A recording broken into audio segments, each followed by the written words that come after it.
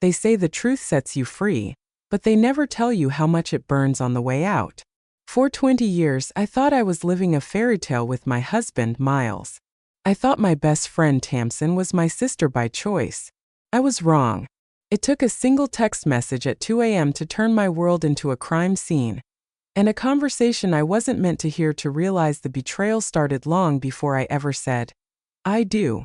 For 20 years, my life followed a pattern so familiar it felt safe, predictable, comfortable. I woke up every morning before sunrise, made coffee the same way, and watched the quiet light of dawn slowly fill our kitchen. It was my favorite time of the day, when everything felt calm, untouched, and honest. Miles used to join me sometimes. He would stand behind me, wrap his arms around my waist, and rest his chin on my shoulder. Those small moments, they felt like love. Real love. The kind you don't question. We built a life together brick by brick. A house filled with laughter, small arguments, late-night talks, and shared dreams. We had 2 children, our daughter with her curious mind and endless questions, and our son who always found a way to make us laugh even on the worst days. And Tamsin, she was always there. She wasn't just my best friend. She was family. The kind of person who walked into your house without knocking. The kind who knew where everything was, who stayed during holidays, who held your hand through heartbreak and celebrated your wins like they were her own. We met years ago before everything felt so settled. Back then, life was messy and uncertain. But somehow we found each other and created something strong. Or at least that's what I believed. Looking back now, I wonder how much of it was real. That night, it was so ordinary at first. Just another quiet Tuesday. The kids had gone to bed after finishing their homework. I had cleaned up the kitchen, set aside leftovers, and checked my daughter's school project one last time. Miles wasn't home. He had told me he was attending a leadership summit in Houston. It wasn't unusual. His job often took him away for a few days. I trusted him. Completely. I didn't question anything. I went to bed around midnight, scrolling mindlessly through my phone until sleep slowly pulled me under. The house was silent, peaceful, the kind of silence that feels safe. And then, a sharp light cut through the darkness. It took me a second to understand what had happened. My eyes blinked open, adjusting to the sudden brightness. The room felt different, colder somehow. Miles' phone. It was lighting up the nightstand beside me. First, I didn't think much of it. Notifications came all the time, emails, work messages, random updates. I almost ignored it. Almost. But something about the timing, something about the way it lit up the room so suddenly at 2:00 a.m., it made my chest tighten. I turned slightly, reaching for the phone without thinking too much. And that's when I saw it. Just a few words. But those words, they didn't just sit on the screen. They burned. My silky tiger. I froze. For a moment, my brain refused to process what I was seeing. It didn't make sense. Couldn't make sense. My silky tiger? That wasn't a nickname I had ever heard before. Not for me. Not for anyone we knew. My fingers went cold as I stared at the message. My heart started beating faster, louder, like it was trying to warn me before my mind could catch up. I told myself there had to be an explanation. A joke. A wrong number. Something harmless. Anything but what it looked like. But deep down, there was a quiet voice rising inside me, whispering a truth I wasn't ready to hear. I opened the message. The screen shifted, revealing more. And with every word I read, the ground beneath me began to disappear. 2 nights. That's what it said. 2 nights together. While I was here, in this house, living my normal life. Cooking dinner. Helping with homework. Folding laundry. Believing everything was exactly as it should be. My stomach twisted painfully. I felt like I couldn't breathe. I slowly turned my head. Miles was lying beside me. Peaceful. Asleep. Like nothing in the world was wrong. Like he hadn't just shattered 20 years of my life with a few careless words on a glowing screen. I stared at him, searching his face for something, anything, that could tell me this wasn't real. But all I saw was a stranger. A man I thought I knew. A man I trusted without question. And suddenly I realized something terrifying. I didn't know him at all. The room felt smaller, tighter, like the walls were closing in around me.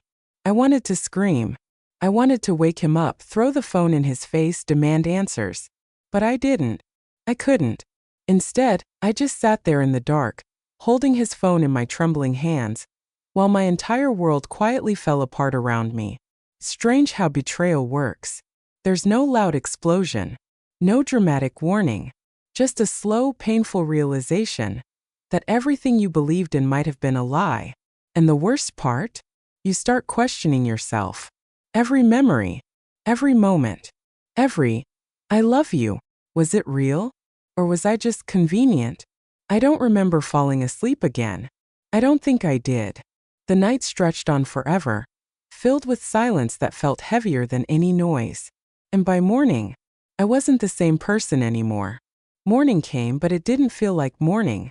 The sunlight pushed its way through the curtains just like it always did, soft and golden, filling the room with warmth.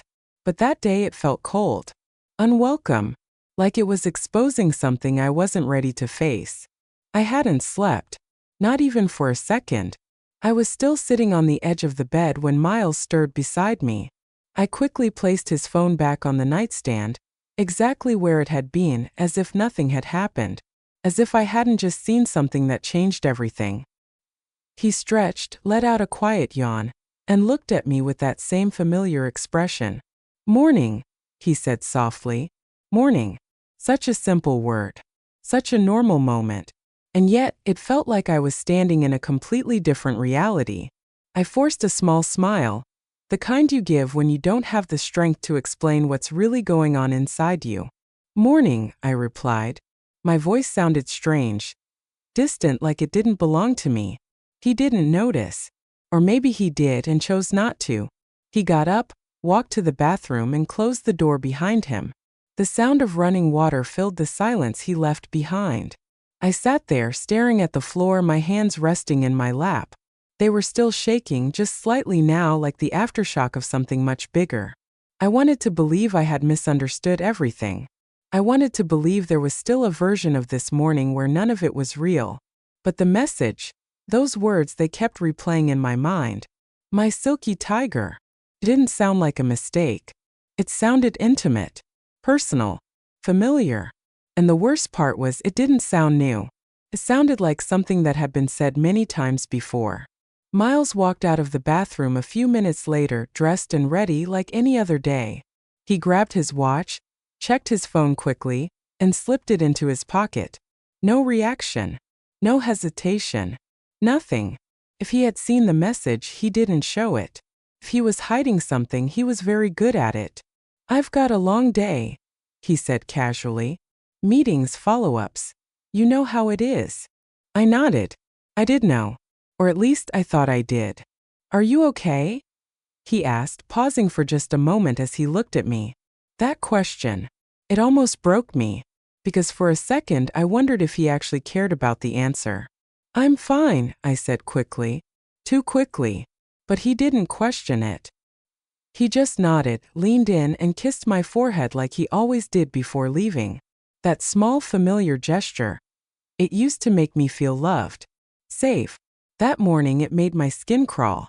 And then he was gone. Just like that. The front door closed and the sound echoed through the house, leaving behind a silence that felt unbearable. I didn't move for a long time. I just sat there, trying to gather the pieces of myself, trying to understand what I was supposed to do next. Confront him? Pretend I didn't know? Wait for him to tell me the truth? Every option felt impossible. My chest felt heavy, like I was carrying something I couldn't put down. And then, without really thinking about it, I reached for my phone. There was only one person I wanted to talk to. One person who had always been there for me. Tamsin. If anyone could help me make sense of this, it was her. I called her. She picked up on the second ring. "Hey, you okay?" she asked, her voice warm, familiar, comforting. And just like that, I felt my control slipping. "I need to see you," I said. There was a pause. A very small one. But I noticed it. "Of course," she said quickly. "Same place." I nodded, even though she couldn't see me. "Yeah, same place." We always met at the same little coffee shop. It was quiet, tucked away from the busy streets, with soft music playing in the background and the smell of fresh coffee filling the air. It was our place. A place where we had shared secrets, laughter, tears, everything. Or at least that's what I thought. When I got there, she was already sitting at our usual table by the window. She looked up as I walked in, and for a moment I saw something in her eyes. Something I couldn't quite recognize. But it disappeared so quickly, I almost convinced myself I imagined it. "Hey," she said, standing up to hug me. I hugged her back, holding on a little longer than usual. 'Cause right then, I needed her. More than ever. We sat down, and she immediately noticed something was wrong. "You look pale," she said, studying my face. "What happened?" My hands trembled as I pulled out my phone. I didn't say anything at first. I just opened the message and turned the screen toward her. She looked at it, and everything changed. It was subtle.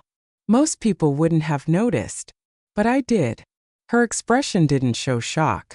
It didn't show anger.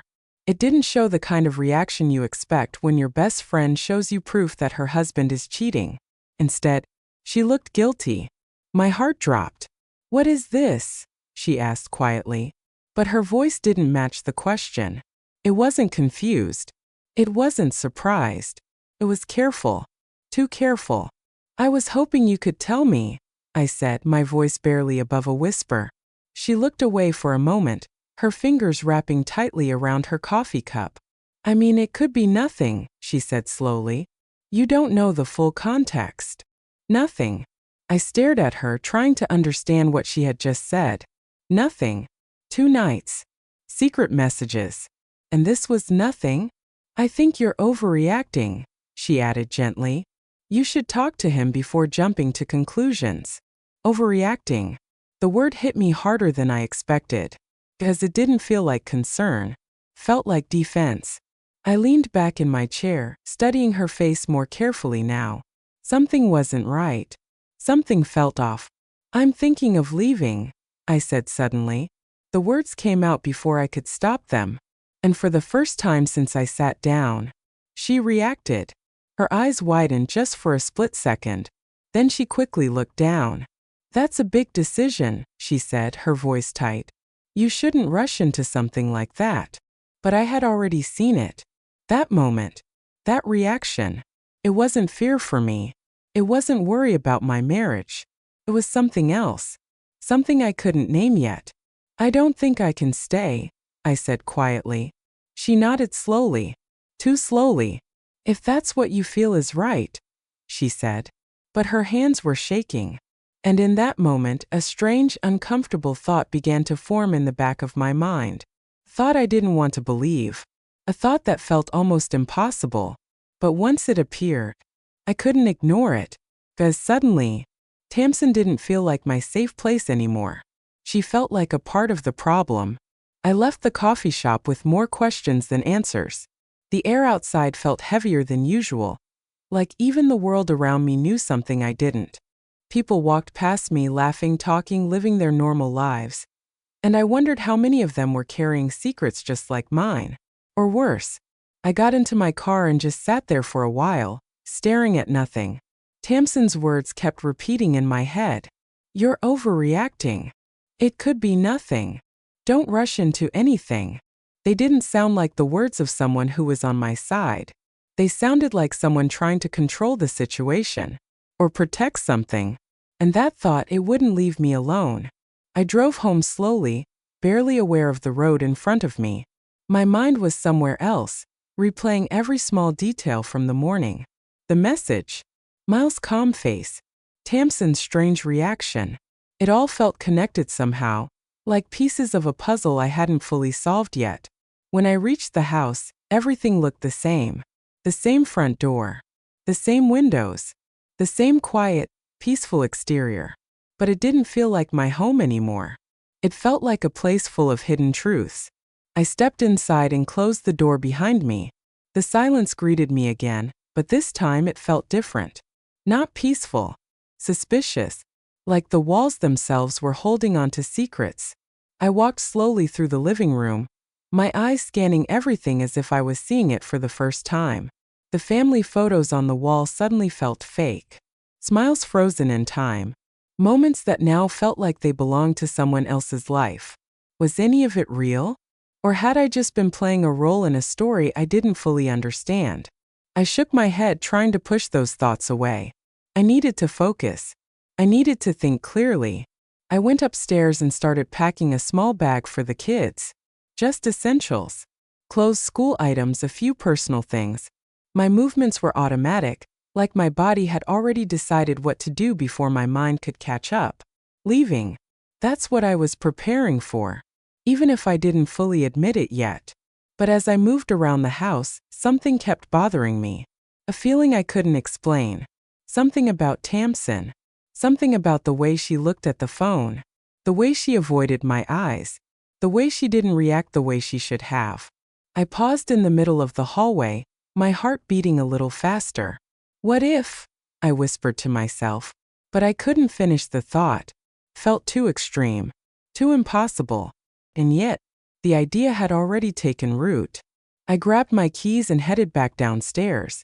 There was one more thing I needed to do. I needed to be sure. The drive to the school was quiet. I picked up the kids early, telling them we were going to have a little adventure for a few days. They didn't question it. Kids rarely do when you keep your voice calm enough. I smiled for them, pretended everything was okay, because they didn't deserve to feel what I was feeling. Not yet. Back at the house, I helped them pack their favorite things. My daughter grabbed her books, my son packed his toys, and I kept everything light, casual. Like this was just a short trip. Not the beginning of the end. By late afternoon, the house was ready. Or at least, I was. But there was one thing I had forgotten. My daughter's school backpack. She had left it in her room, tucked behind her desk. I'll grab it, I told her. It's okay, Mom, she said. I can. No, it's fine, I interrupted gently.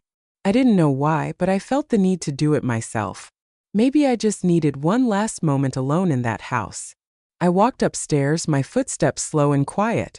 The hallway felt longer than usual. The air heavier. I reached her room, grabbed the backpack, and turned to leave. And that's when I heard it. The front door. Opening. My heart stopped. I froze in place, every muscle in my body going completely still. Miles wasn't supposed to be home. Not yet. Not this early. And then, another sound. Footsteps. 2 sets. A quiet laugh. A woman's voice. Familiar. Too familiar. My chest tightened so suddenly, I had to press my hand against the wall to steady myself. No, it couldn't be. But deep down, I already knew. I moved slowly, carefully, stepping out into the hallway. My breathing was shallow, controlled, like I was afraid even the smallest sound would give me away. I could hear them clearly now. Downstairs. Talking. Comfortable. Like they belonged there. Like this wasn't wrong. Like this was normal. I took a step toward the stairs, my heart pounding so loudly I was sure they could hear it. And then I heard it. Her voice. Tamsin. I don't know, she said softly. She seemed different this morning. The world tilted. Everything inside me went cold. Miles laughed. A quiet, casual laugh. She has no idea, he said. No idea. The words echoed in my head like a gunshot. I gripped the railing tightly, my fingers trembling as a wave of emotion crashed over me. Shock, pain, anger, but more than anything, clarity. Every doubt I had, every question, every uncomfortable feeling, it all came together in that moment. This wasn't new. This wasn't a mistake. This wasn't something that just happened. This was something deeper, something hidden, something that had been there for a long time. I took a step down the stairs, then another. Each step felt heavier than the last, like I was walking toward something I could never come back from. Their voices grew louder, closer, real. I reached the bottom of the stairs and stopped. They were standing in the living room. Close. Too close. Like they had done this before. Like they were used to it. Like I didn't exist. My hands stopped shaking. My breathing slowed. And for the first time since this nightmare began, I felt something different. Not fear, not confusion, but a strange steady calm. 'Cause now, I knew the truth, and I wasn't going to run from it anymore. I walked forward, my footsteps no longer quiet, no longer hidden. And just as they turned toward the stairs, I stepped into the light. For a second, no one moved. It felt like time had frozen, like the entire world had paused just to watch this moment unfold. Miles and Tamsin stood there, side by side, their faces drained of color, their eyes locked on me as if they had just seen a ghost. Maybe in a way they had, because the woman standing in front of them wasn't the same one who had trusted them so blindly just hours ago. I looked at them, really looked at them, at the man I had built my life with, at the woman I had trusted with my secrets, my fears, my heart. And suddenly everything made sense. All the small moments I had ignored, all the times they had been just a little too comfortable, all the things I had brushed off as harmless. It wasn't harmless. It was never harmless. How long? I asked. My voice was calm, too calm, but inside, I was burning. Neither of them answered. They just stood there, frozen like children who had been caught doing something they couldn't explain. How long? I repeated, louder this time. Miles ran a hand through his hair, his usual confidence completely gone. "It's not what you think," he said quickly. I almost laughed. Not what I think. I had just heard everything. I had seen everything. And somehow he still thought he could control the story. "Then explain it to me," I said, crossing my arms. "Because from where I'm standing, it looks exactly like what I think." Tamsin stepped forward slightly, her face pale, her eyes filled with something that looked like panic. "Please," she said softly, "let's just calm down and talk about this." Calm down. The words hit me like a slap. Calm down. I repeated, my voice rising for the first time. "You're standing in my house with my husband, and you want me to calm down?" She flinched. Good. For once she should feel something. "This isn't what it looks like," she said again, but her voice was weaker now, less convincing. I shook my head slowly. "No," I said. "You don't get to say that. Not after what I just heard." Silence filled the room again, thick and suffocating. I could see the tension between them now. The unspoken communication. The shared secret. It was right there in front of me, and I hated that I had never seen it before. "I trusted you," I said, looking directly at Tamsin. My voice broke slightly on the last word, but I didn't stop. "I trusted you with everything. You were my best friend. My family." Tears filled her eyes, but I didn't feel sympathy. Not anymore. "I know," she whispered. "And I'm so sorry." Sorry. Such a small word for something this big. "For how long?" I asked again, my voice quieter now but sharper. This time they couldn't avoid it. Miles looked at Tamsin. Tamsin looked at Miles. And in that moment, I realized something that hurt more than anything else. They weren't just guilty. They were connected. Deeply. In a way that went beyond just an affair. Finally, Miles spoke. "It's complicated," he said. I let out a bitter laugh. "Complicated." I repeated. "You're sleeping with my best friend. And the best word you can come up with is complicated?" "It didn't start like this," Tamsin said quickly, stepping forward again. "You have to understand." "No," I cut her off sharply. "You have to explain." She hesitated. And then, she said something that changed everything. "We knew each other before you," she said quietly. The room went still again. "What?" I asked, my voice barely a whisper. Miles looked away.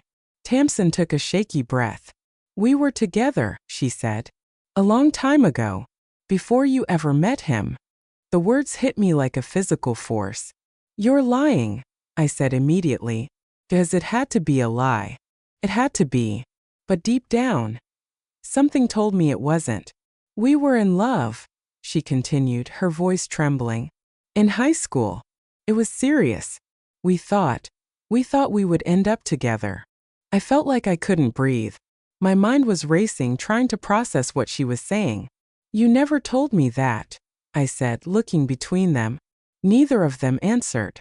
20 years, I whispered. And you never thought to mention that my husband was your what? Your first love. It didn't matter anymore, Miles said quickly. That was a long time ago. Didn't matter. The words echoed in my head, twisting into something ugly. It clearly matters now, I snapped. Silence. Again. But this time it felt heavier. More dangerous. What happened? I asked slowly. If you were so in love, why didn't you stay together? Tamsin swallowed hard, her hands shaking at her sides. We lost contact, she said. Suddenly. Without any explanation. I frowned, confused despite everything. Lost contact. I repeated. We used to write letters, she said. All the time. But then they just stopped. I thought he stopped writing. He thought I stopped writing. I looked at Miles. He nodded slowly. I tried to reach her, he said. But I never got anything back. I thought she moved on. And I thought the same, Tamsin added. The story sounded strange. Incomplete. Like there was something missing. So what? I said. You just forgot about each other for 20 years. And then suddenly decided to start this again? It wasn't planned, Tamsin said quickly. We ran into each other again. By accident. When? I asked. Another pause. Months ago, Miles admitted. Months. Not days. Not weeks. Months. You've been lying to me for months? I asked, my voice breaking again. Neither of them answered. Because they didn't need to. I already knew the truth. I took a step back, shaking my head slowly. Everything I thought I understood. Everything I believed about my life. It was all falling apart. And the worst part? This wasn't just betrayal. This was history. This was something that had started long before me. And somehow, I had been living in the middle of it without even knowing. I looked at both of them one last time. And in that moment, I realized something I couldn't ignore. This wasn't just about an affair. This was about a story that had never really ended. And I had just become the part they never planned for. I don't remember telling them to leave. I don't remember raising my voice again or throwing anything or even crying the way I thought I would. What I do remember is the silence. A deep, heavy silence that filled every corner of that house after they walked out. It felt like everything had been stripped away at once. Not just my marriage. Not just my friendship. But the meaning behind both. I stood there in the living room for a long time, staring at the door they had just closed behind them. It was strange how something so simple could feel so final. 20 years. Gone. Not slowly. Not gently. But all at once. That night I didn't sleep at the house. I couldn't. Every room felt contaminated with memories that no longer made sense. The kitchen where I cooked for him. The couch where we sat together. The bedroom where I believed we were building a life. It all felt like a lie. I took the kids and stayed at a small rental across town. It wasn't much. Just 2 bedrooms, a quiet street, and walls that didn't know my story. And that's exactly what I needed. For the next few days, I moved like someone on autopilot. Wake up. Take care of the kids. Answer their questions with soft, careful lies. Dad is busy. We're just taking a little break. Everything felt controlled on the outside. But inside, I was breaking in ways I couldn't explain. I kept replaying that moment in my head. Their faces. Their voices. The way they stood together. Like I was the outsider. Like I had walked into something that already existed long before me. And maybe I had. A week later, Miles came to see me. He looked different. Tired. Worn down. Like guilt had finally started to settle in. I'll give you everything, he said as soon as I opened the door. No greeting. No apology. Just surrender. The house, the car, the accounts, everything, he continued. I don't want to fight you on anything. I stared at him, trying to understand what I was looking at. This man. The same man who had lied to me, betrayed me, built a secret life behind my back. He wasn't fighting. He wasn't even defending himself. He was just giving up. Why? I asked quietly. He looked down. rubbing his hands together like he didn't know what to do with them. "Because I know what I did," he said. "And I know I can't fix it." "Fix it?" I almost laughed. "'Cause some things you don't fix. You live with them. Or you walk away from them." "Is it her?" I asked. He hesitated. And that hesitation told me everything. "It's not that simple," he said. But I shook my head. "It is," I replied. "You just don't want to say it out loud." He didn't argue. Because he couldn't. The divorce process started quickly after that. Too quickly. There were no long arguments, no court battles, no dramatic confrontations. Just signatures, papers, and quiet endings. It was as if both of them wanted it to be over as soon as possible. As if dragging it out would only make something already unbearable even worse. And maybe they were right. But for me, it didn't feel like closure. It felt like being erased. Like my entire life had been reduced to documents and decisions made in silence. A few weeks later, I went back to the house. Not to stay. Just to finish packing the things I couldn't take with me before. The kids were at school. The house was empty. And for the first time since everything happened, I was alone there. Truly alone. I moved slowly from room to room, picking up pieces of my life and placing them into boxes. Each item carried a memory. A story. A version of myself that no longer existed. I saved the bedroom for last. I didn't want to go in there. But I knew I had to. The moment I stepped inside, a wave of emotion hit me so hard I had to stop and catch my breath. This room, it used to feel like safety. Now it felt like betrayal. I walked to the closet, opening it carefully like I was afraid of what I might find. Most of the shelves were already empty. But at the bottom, tucked behind a stack of old blankets, there was a small wooden trunk. I frowned slightly. I didn't remember seeing it before. Or maybe I had, and just never paid attention. I pulled it out slowly, brushing the dust off the top. It looked old. Worn. Like it had been sitting there for years untouched. Something about it made my heart beat faster. I don't know why, but I felt like whatever was inside that box mattered. I opened it. And everything changed again. Inside there were letters. Dozens of them. Neatly tied together with a faded ribbon. My hands trembled as I picked them up. The paper was aged, slightly yellowed at the edges. These weren't recent. These were old. Very old. I untied the ribbon slowly, my fingers clumsy with nerves. And then I read the first line. "My dearest Miles." My breath caught in my throat. I flipped to the next letter. And the next.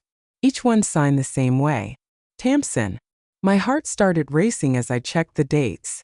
My vision blurred for a second as I tried to focus. They were from 20 years ago. Before I met him. Before any of this. Before my life with him even began. I sank down onto the floor.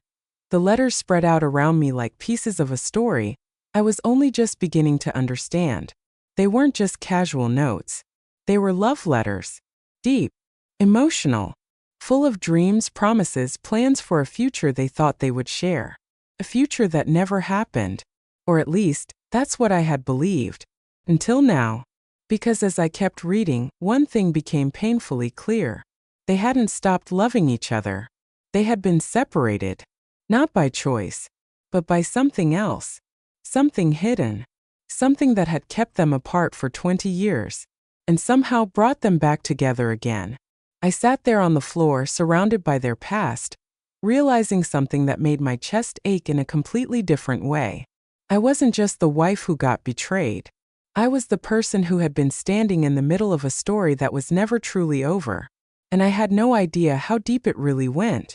I don't know how long I sat there on the floor. Time didn't feel real anymore. The letters were scattered around me, each one carrying a piece of a story I was never meant to see. And yet somehow it explained everything. My hands moved slowly, picking up one letter after another, reading words that were never written for me. "I'll wait for you.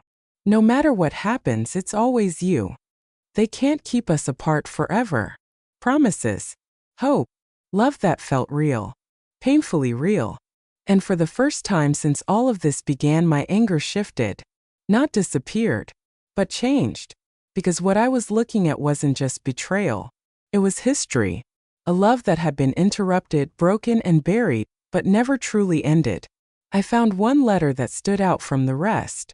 The paper was more worn, like it had been opened and closed many times. My fingers hesitated before unfolding it. Something inside me already knew. This one mattered. I opened it slowly. My dearest Tamsin, I don't understand what's happening. Your letters stopped coming. I've written to you every week, but I get nothing back. I went to your house, but your grandmother told me you didn't want to see me anymore. I don't believe it. I know you. I know us. Something is wrong. But I don't know how to fix it. If this is really goodbye, then I hope you find happiness even if it's not with me. But if there's even the smallest chance, I'll be here. Always. Miles. My chest tightened as I lowered the letter. Grandmother. I remembered what Tamsin had said. They didn't stop writing. The letters just stopped reaching each other. I looked back at the box. There were dozens of letters. From her to him. From him to her. Unopened. Unsent. Hidden. A realization hit me so hard. I felt it in my entire body. Someone had kept them apart. Someone had decided their story wasn't supposed to continue. And for 20 years, they believed the other one had simply walked away.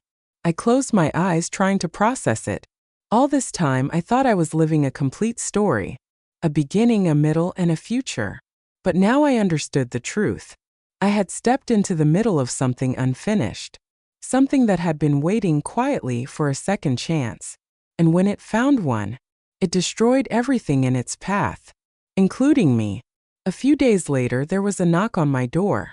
Some stories end, and some stories teach you how to begin again. I'm not waiting anymore. I'm not questioning my worth. I'm not afraid of being alone, because I know who I am now.